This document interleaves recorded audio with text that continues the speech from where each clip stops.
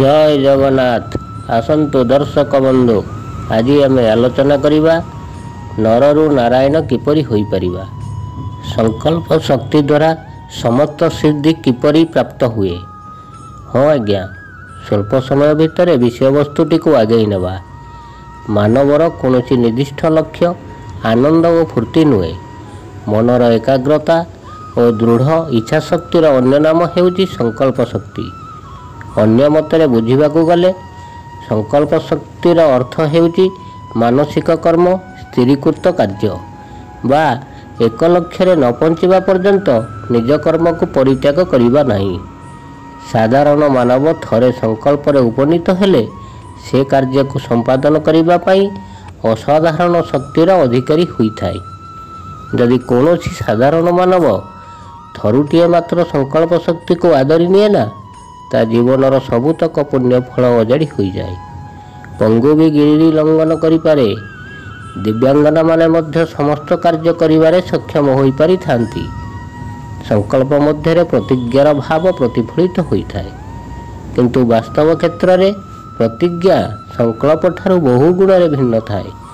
कारण प्रतिज्ञा बेले बेले मनुष्य को भूल रास्तार नहीं जिबार संभावना थाए, किंतु संकल्प सदा सर्वदा मंगल उद्देश्य काम करे।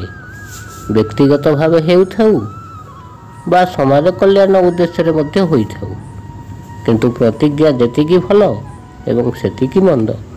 हाँ आज्ञा, आपण को गोटे उदाहरण देउची। महाभारतर भीष्मंकर प्रतिज्ञा ताको अधर्म पक्षर समर्थन करिबा पाई बाध्य करिथिला। प्रतिज्ञा थिला हस्तिनापुरर जी राजा हेबे ताकू से सुरक्षा देबे, किंतु संकल्प शक्तिर अन्यतम उदाहरण हेउची प्रभु श्रीराम। राम का संकल्प, प्रभु श्रीराम का संकल्प थिला निशाचर ही न करहु मही। यार अर्थ ए धरित्री रे प्रत्येक राक्षस को निधन करिदेवी। आउ एक उदाहरण, पंडित मदन मोहन मालव्य संकल्प शक्ति द्वारा बनारस हिंदू विश्वविद्यालय स्थापना करि परिथिले। सेहीपरि आम भारतर प्रधानमंत्री लाल बहादुर शास्त्री संकल्प नहीं जेतेबेले पाकिस्तान आक्रमण जोगु आम भारतर खाद्य अभाव समस्या देखा देइथिला। सेही समाधान पाई लाल बहादुर शास्त्री गोटे दिन खाद्य खाई नथिले, जहा फल कि सबु समस्यार समाधान होई परिथिला। अन्य एक उदाहरण, स्वामी विवेकानंदंकर एकाग्रता ध्यान और ब्रह्मचर्य व्रतर संकल्प कारणरू से असीम शक्तिर अधिकारी होई परिथिले।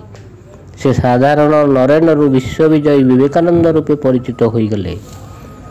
संकल्पहीन जीवन केवे काहाकू सफलता आनी देई नहीं। जीवन रे करिथिबा प्रतिटी निर्णय को पालन करिबा ही संकल्प शक्तिर भक्ति ग्रंथाघर। मोहनीयतार विकास संकल्प शक्ति ही होइताए। श्रेष्ठ गुणगुड़िकर अधिकारी हेबाकू हेले संकल्प शक्तिर आवश्यकता रही। साधारण मनुष्य हेउ बा असाधारण मनुष्य हेउ, से छात्र हेउ बा गुरु हेउ, जे जो स्तर रे अछि सी से स्तर रे रही निज लक्ष्य को पूरण करिबा पाई संकल्प शक्ति निहाती आवश्यक।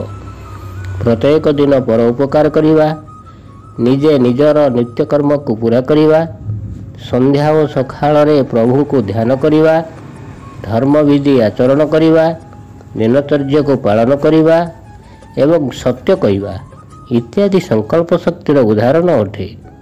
संकल्प शक्ति द्वारा अनेक कुकर्म मनुष्य को मुक्ति मिल पारे। प्रत्येक जीवन में संकल्प शक्तिर आवश्यकता भरी रहिबा दरकार। यह द्वारा कौन हुए? यह द्वारा प्रत्येक साधारण मनुष्य नररु नारायण अति सहजरे होई पारिबो। हाँ आज्ञा, आपण माने निश्चय संकल्प शक्ति पालन करंतु, देखिबे आपण को जीवन सार्थक होइजिवो, नररु नारायण होइजिवे।